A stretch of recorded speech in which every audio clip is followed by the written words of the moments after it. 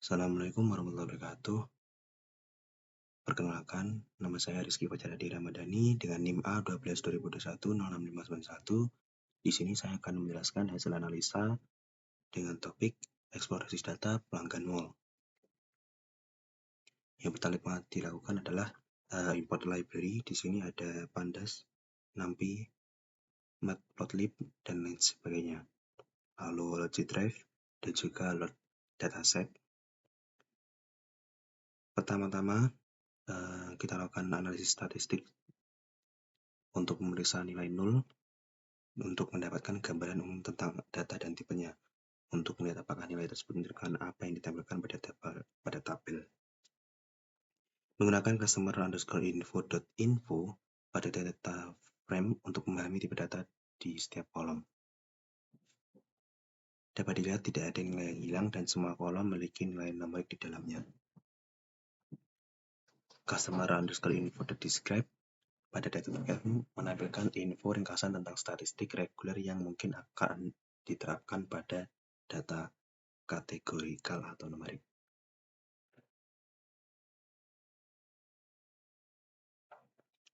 Dapat dilihat menggunakan metode customer_info.info tidak ada data yang hilang atau tidak ada missing value. EDA dimulai dengan melihat distribusi variabel numerik usia, ID, dan pendapatan. Pada fitur ID memiliki distribusi yang beragam, yang seragam, yang masuk akal karena merupakan identifikasi pelanggan dan ditambahkan di bawah. Variabel usia memiliki kemiringan kekalahan yang besar yang dihasilkan karena batas bawah variabel 0. Jika menggunakan pengelompokan Cummins, fitur tersebut tidak perlu dinormalisasi, tetapi kita mungkin harus melakukan untuk model lain. Fitur penghasilan atau pendapatan memiliki masalah kemiringan kanan yang sama dengan fitur umur. Kita harus mempelajari hal ini tergantung pada model yang kita pilih.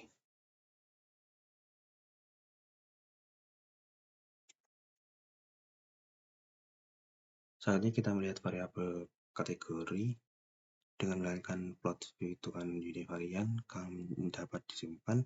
Jenis kelamin pelanggan cukup seimbang, status perkawinan juga seimbang.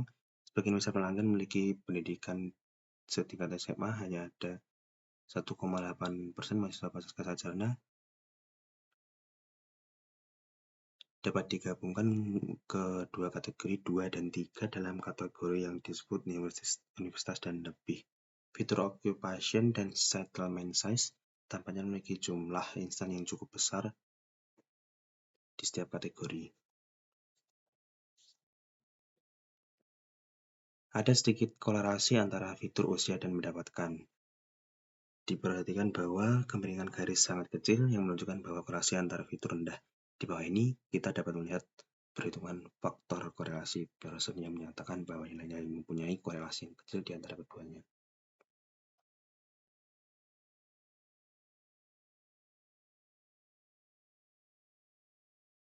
Ada beberapa hubungan menarik yang dapat diambil, yaitu pertama, orang dengan pekerjaan 0 pengangguran cenderung tinggal di kota kecil di dalam pelanggan.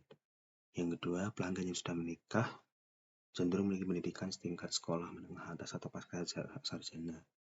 Yang ketiga, orang yang sudah menikah juga cenderung tinggal di kota-kota kecil. Yang keempat, perempuan dalam daftar pelanggan cenderung lebih banyak menikah dibanding laki-laki. Yang kelima, laki-laki cenderung lebih sering bekerja dalam daftar pelanggan. Sebaliknya, perempuan yang masuk dalam kumpulan data ini cenderung lebih sedikit bekerja atau lebih sering menganggur. Kesimpulan dari analisis multivarian, masyarakat yang tinggal di kota kecil cenderung memiliki pendapatan yang lebih rendah dalam dataset. Masyarakat yang mempunyai pekerjaan manajerial atau mempunyai usaha mempunyai penghasilan lebih tinggi daripada pegawai yang mempunyai penghasilan lebih tinggi daripada pengangguran. Masyarakat yang pendidikan tinggi cenderung berusia lebih tua, namun pendapatan tampaknya tidak dipengaruhi oleh tingkat pendidikan. Orang yang tidak single, non-single cenderung memiliki pendapatan lebih rendah dan rata-rata berusaha lebih mudah dibanding orang yang single dalam dataset. Yang kelima, laki-laki cenderung memiliki pendapatan lebih tinggi dibanding perempuan ketika sudah tua. Meskipun tidak ada data yang hilang, pada beberapa tren yang dapat dilakukan atau dapat menjadi hasil yang diharapkan dari model tersebut. Pertama, beberapa fitur numerik usia dan pendapatan memiliki distribusi normal miring ke kanan. Harus diperbaiki agar model dapat bekerja dengan benar, karena model ini menghasilkan fitur pahami normal kemungkinan besar log transform akan memperbaiki kemiringan ini. Kedua, mengenai data itu sendiri, terdapat korelasi kecil antara usia dan pendapatan, seperti yang diharapkan. Masyarakat di kota kecil memiliki pendapatan yang lebih rendah dalam dataset. Pendapatan lebih tinggi karena fitur kepercayaan lebih tinggi. Non-single dalam kategori menikah, bercerai, duda, atau berpisah cenderung memiliki pendapatan lebih rendah dibanding orang single. Dan karena alasan tertentu, cenderung lebih mudah daripada orang single. Ketika mereka lebih tua, laki-laki cenderung memiliki pendapatan lebih tinggi dibanding perempuan. Sebagian besar pengangguran dan menikah dalam dataset ini tinggal di kota-kota kecil. Normality test untuk data. Fitur numerik menunjukkan distribusi yang miring ke kanan akan dicek apakah datanya terdistribusi normal atau tidak dengan menguji normalitas dari SCP.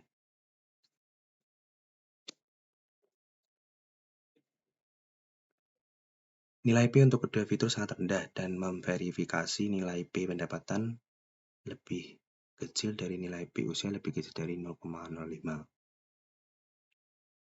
Artinya dapat menolak hipotesis bahwa data tersebut berdistribusi secara normal, sehingga dapat diketahui bahwa data tersebut tidak terdistribusi dengan normal. Ini berarti kita perlu mengubah data dan memeriksa normalitas data yang diubah untuk menambahkannya ke dalam model.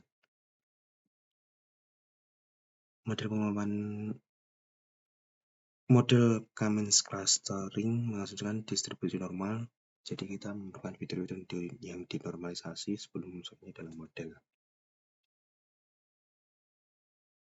Di bawah ini kita akan membahas siklus yang sama berulang kali hingga kita mencapai distribusi yang cukup masuk akal. Kita menerapkan transformasi pada data dengan menyesuaikan parameternya, mengubah setiap nilai ke distribusi yang lebih baru.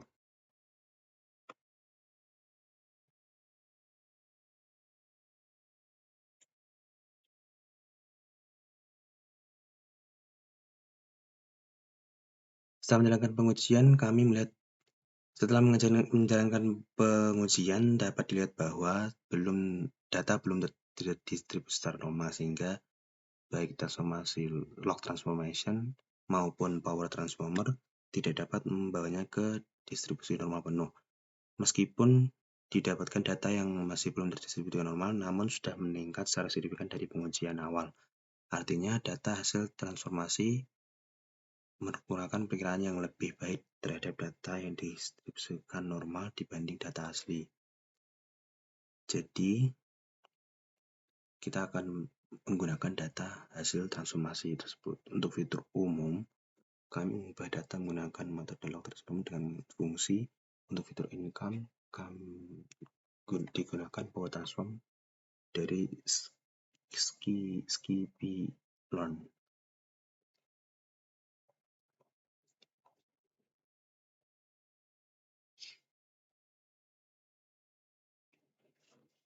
Dari hasil bagian sebelumnya, customer underscore info data frame, kami mengganti nama data frame hasil transformasi akhir yang berisi fitur akhir untuk digunakan dalam model.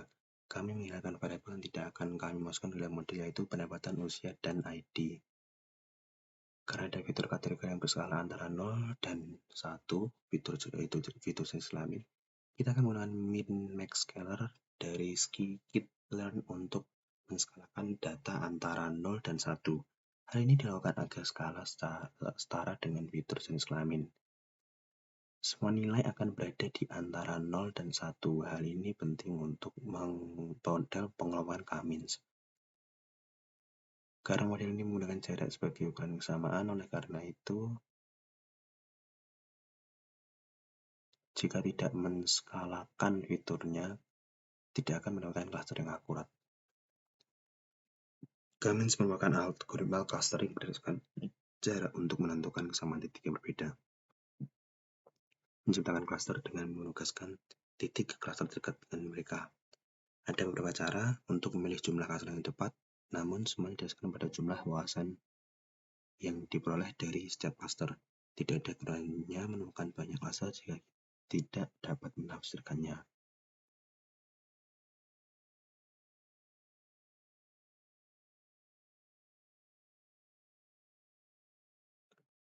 Gunakan elbow method from escalon.cluster import K-means.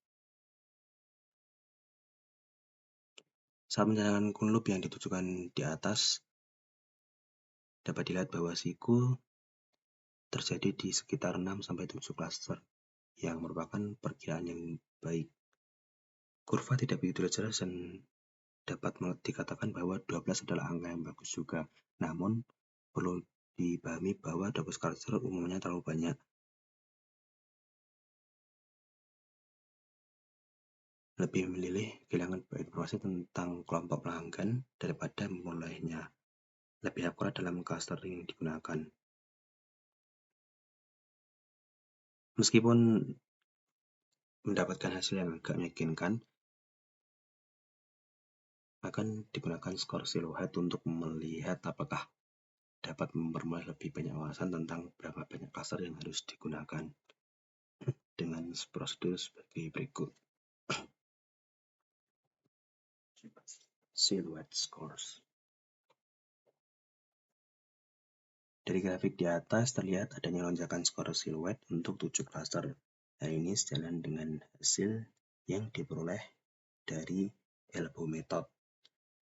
Hasil ini menunjukkan bahwa memilih 6 atau 7 cluster menghasilkan kelompok yang agak terpisah. Itulah yang akan dicari. Semakin banyak cluster akan semakin mengurangi matriks. Namun interpretasi untuk sejumlah kecil fitur dengan begitu banyak cluster akan sangat sulit. Diputuskan untuk membuat 6 dan 7 cluster menggunakan pemahaman bisnis untuk menentukan klasifikasi mana yang memberikan lebih banyak wawasan tentang pelanggan.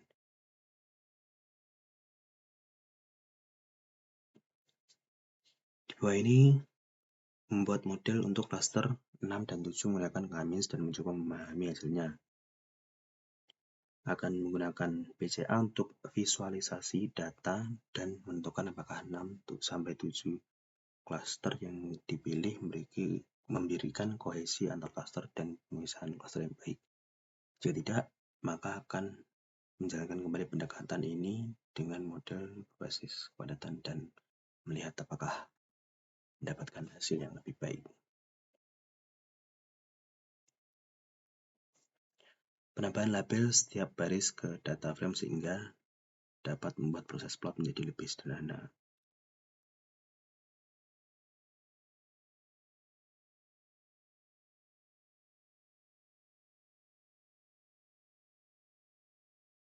Kami telah mengumpulkan data menjadi 6 grup berbeda dan melakukan PCA untuk mendapatkan 3 fitur dari 7 fitur yang dimiliki sebelumnya. Penting untuk diingat, penggunaan PCA pada dasarnya berarti hilangnya informasi sehingga proyeksi data dalam fitur baru, yaitu X1, X2, dan X3, akan memiliki beberapa titik yang tumpang tindih. Namun, kenyataannya saat penggunaan K-means, penguatan titik perbatasan didefinisikan dengan jelas.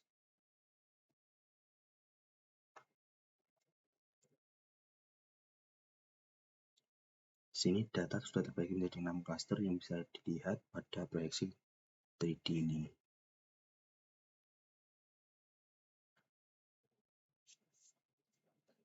Perlu diperhatikan bahwa klaster-klaster tersebut cukup terpisah dan algoritma tampak melakukan pemisahan klaster dengan baik karena batasan antara klaster tampak cukup jelas. Sekarang perlu membuat result data frame yang menyatakan label dan menerapkan metode pemfilteran untuk menyembuhkan informasi tentang klaster yang disediakan oleh model K-means. Tujuannya adalah menentukan tipe pelanggan yang tercermin di setiap klaster.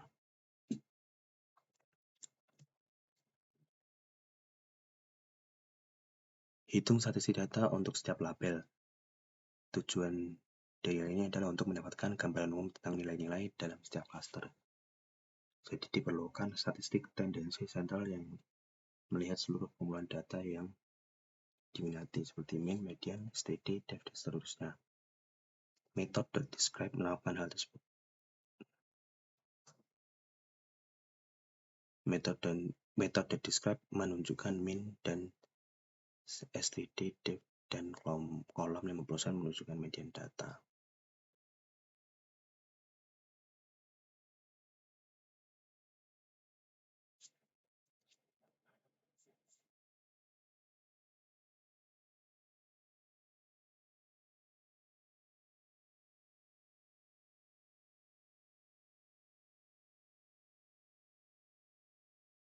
Statistik mean dan max memberi kita gambaran tentang rentan data, sedangkan mean dan median memberi kecenderungan sentral dari data tersebut. Deviasi standar memberi gambaran tentang variance dalam data. Coba tafsirkan hasil yang kita peroleh untuk setiap klaster dengan bantuan statistik ini dan pengetahuan umum mengenai data tersebut. Menggunakan strategi untuk menafsirkan poin data. Yang pertama adalah menggunakan ringkasan statistik deskriptif dari metode describe. Memberikan kita gambaran umum yang baik tentang data dalam setiap label. Namun kurang lengkap karena kita tidak memiliki gambaran tentang distribusi anak. Oleh karena itu kita menggunakan metode .his untuk data frame untuk menambahkan lapisan kedalaman lain ke dalam analisis dengan distribusi data. Dapat dilihat sebagai berikut. Klaster 0 mengumumkan laki-laki single dengan pendapatan menengah, umumnya pengangguran yang tinggal di kota-kota kecil.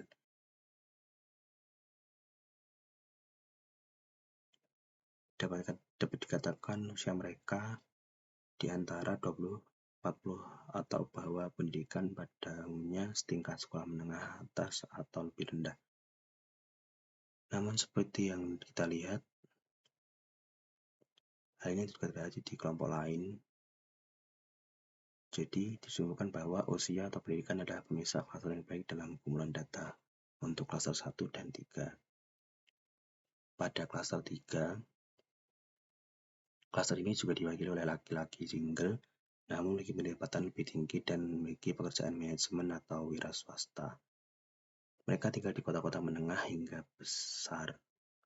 Pendidikan serupa dengan kelompok 1 atau klaster 1.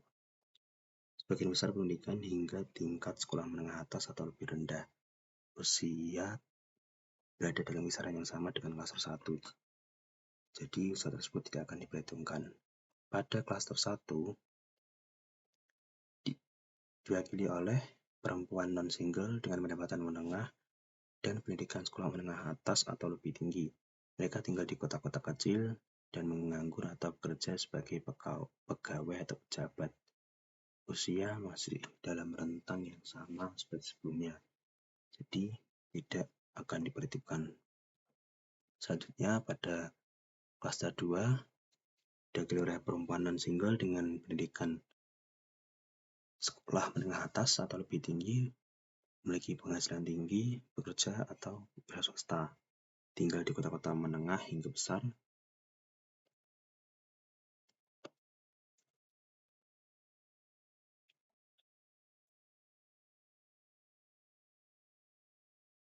Bahwa ini akan dilakukan uji hipotesis yang menunjukkan data mereka berasal dari sampel yang sama dan sampai pada kesimpulan bahwa rata-ratanya berbeda secara signifikan dengan signifikasi statistik sebesar 95%. Artinya dapat dihasilkan bahwa umur kelompok atau klaster 0 dan ketiga berbeda nyata dengan nomor kelompok atau klaster 1 dan 2.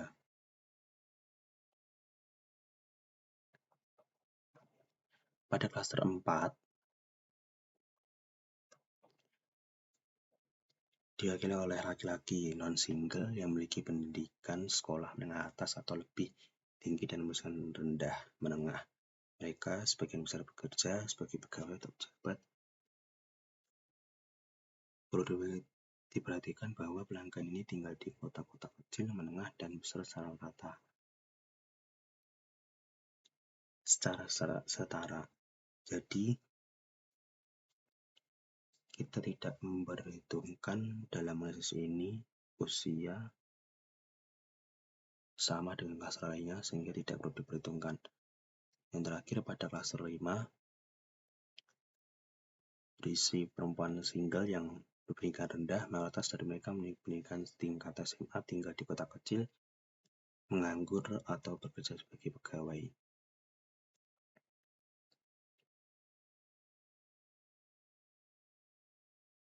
Ketika kita perlu mendapatkan gambaran singkat tentang kondisi klaster per klaster, kita juga dapat mengenalkan pusat massa setiap klaster seperti yang akan ditunjukkan di bawah.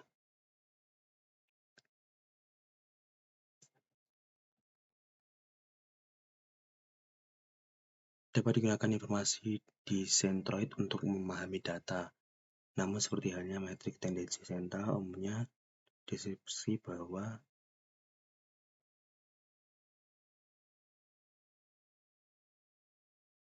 deskripsi akan kurang sesuai karena Centroid tidak selalu menampilkan gambaran keseluruhan data dalam setiap klaster.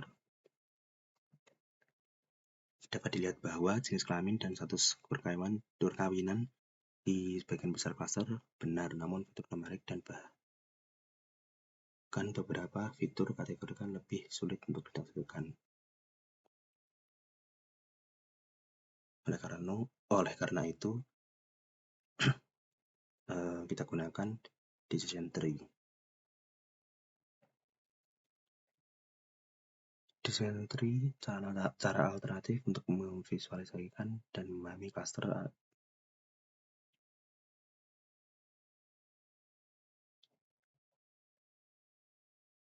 Decision tree dapat digunakan untuk memprediksi label setiap klaster yang telah ditentukan, dan dengan melakukan itu, pohon tersebut akan menentukan titik pemisah berdasarkan fitur yang kita teruskan ke dalam model. Menggunakan GraphViz sebagai alat visualisasi.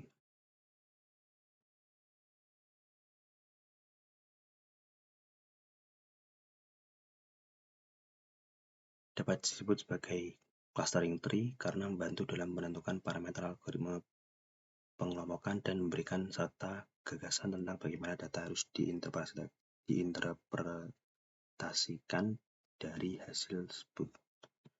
Clustering tree mengembalikan hasil yang ditentukan di bawah ini. Penting untuk dicatat bahwa cluster diberi nama dalam urutan yang sama seperti yang ditentukan di bagian sebelumnya.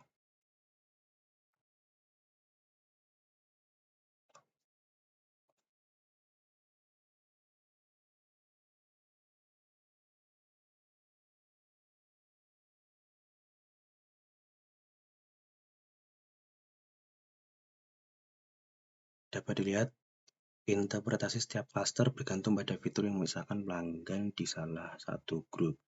Dapat dilihat bahwa meskipun menggunakan metode berbeda untuk mencapai deskripsi pengelompokan, hasilnya hampir sama. Fakta menarik bahwa decision tree dapat dipangkas hanya dengan mempertimbangkan fitur-fitur yang paling penting, sehingga menyediakan versi yang lebih sederhana dan dapat diringkas dengan lebih baik. Perhatikan bahwa ada klaster seperti nomor 4 di mana perlu mengetahui dua fitur tentang pelanggan untuk mengelompokkannya ke dalam klaster 4.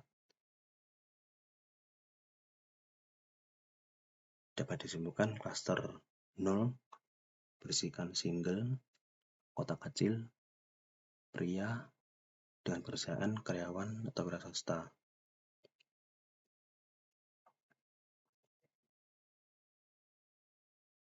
diabaikan pendapatan karena kedua daun mengembalikan label klaster 0. Klaster 1 berisikan non-single, perempuan, kota kecil, pengangguran atau karyawan. Sangat sedikit kasus kota menengah atau besar yang pengangguran jadi dibuang. Klaster 2 non-single, perempuan, kota menengah atau besar dengan pekerjaan manajemen atau wira swasta. Sangat sedikit kasus kota kecil dengan pekerjaan wira swasta jadi dibuang. Klaster 3 berisikan single, berada di kota sedang atau besar, laki-laki dengan pekerjaan pegawai atau wira swasta. Klaster 4 non-single, laki-laki. Pada klaster 5 single, kota kecil, perempuan. Sedikit kasus pada kota menengah besar, perempuan jadi dibuang. Terima kasih yang dapat saya sampaikan. Kurang lebihnya mohon maaf. Wassalamualaikum warahmatullahi wabarakatuh.